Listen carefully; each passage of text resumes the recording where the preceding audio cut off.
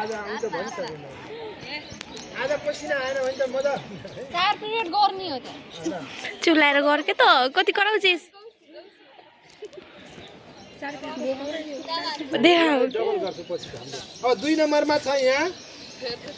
हस्त उत्थान आसन भनेको छ हस्त उत्थान आसन भनेको यस्तो सिधा उभ्याउ यो हातलाई यस्तो फैलाउँदा र ढल्केको यसरी जति सकिन्छ हो यो कुन आसन रहेछ ढल्किने जति सकिन्छ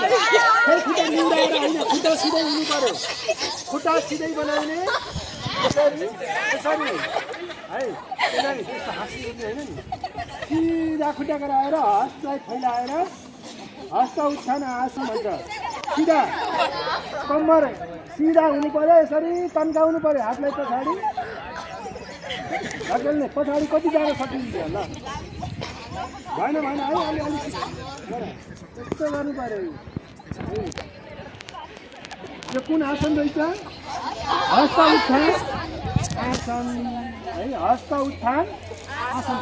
मलाई त त्यस्तै थकाइदिनुहुन्छ के गुरुबाले यस्तो पछाडि ढल्किने खुट्टा सिधा गराउने यो दुईटा खुट्टा जोडेर सिधा गराएर हात माथि लगेर यसरी के गर्ने यसरी निहुरिने हो